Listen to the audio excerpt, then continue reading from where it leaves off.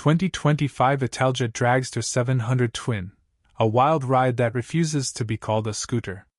If you grew up drooling over the original Italjet Dragster back in the late 90s, get ready, because the legend has returned, and it's gone completely off the rails.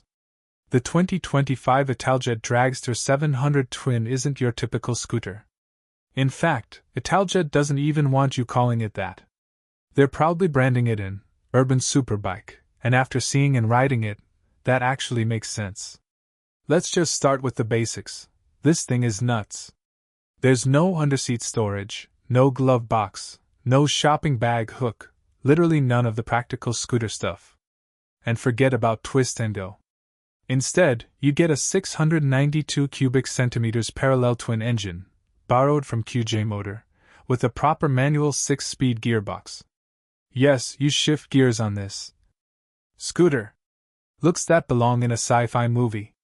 Visually, the Dragster 700 looks like something built for a futuristic street race. An exposed trellis frame, winglets, razor-sharp LED lights, twin Akrapovic exhausts, and Brembo brakes.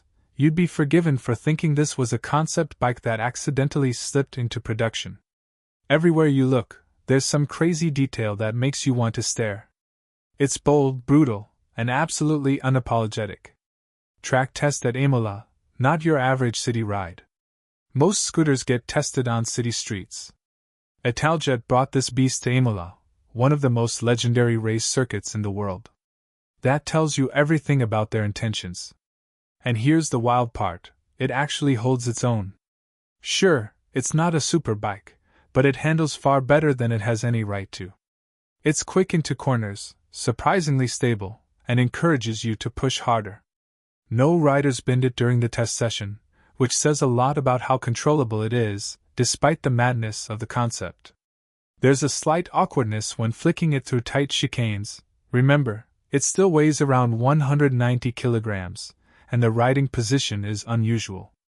But when you settle into its rhythm, it's a genuinely fun machine to thrash around a racetrack.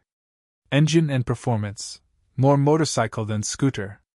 The 68 brake horsepower engine isn't mind-blowing by motorcycle standards. Think Yamaha MT-07 or Kawasaki Z650 territory. But in this platform, it feels energetic and raw.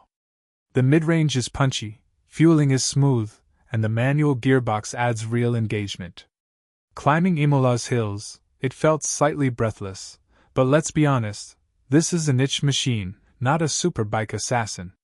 There's traction control and ABS, but don't expect cutting-edge rider aids. No ride-by-wire, no quickshifter, no cruise control. It's old school, and maybe that's the charm. Suspension and components, premium where it matters. Marzocchi USD forks up front. Öhlins monoshock at the rear on the LE version. Brembo radial brakes. Pirelli Diablo Rosso tires. There's even a clever adjustable rear shock mount that changes the geometry of the bike, a patented system that gearheads will love. It's seriously engineered, not just a design exercise. Build quality and design details. The chassis and frame components are beautifully finished. Switchgear, paintwork, metalwork, everything feels premium. The Gresini MotoGP replica version, which looks incredible, adds those MotoGP-style Akrapovics and an Öhlins steering damper. Sadly, they're already sold out. Production is mixed globally. Designed in Italy, built across multiple regions including Thailand and China. Engine reliability? Too early to judge, but QJ motor units are generally proven. Tech and features. Standard tech package includes 5-inch full-color TFT display, built-in front and rear cameras, Bluetooth connectivity, TPMS tire pressure monitoring system. Track mode even lets you disable traction control and ABS. But again, no quickshifter, no ride-by-wire magic. It's raw. Price and rivals, in a class of one. £12,100, standard premium edition. £13,800 plus, Ali Gresini edition, sold out. Closest comparison? Probably the Yamaha TMAX 560, but even that feels tame and normal, next to the Italjet. The Dragster is unique. Completely irrational. You don't buy it with your head, you buy it with your eyes and your heart. Final verdict. Who is this for? This machine doesn't make logical sense.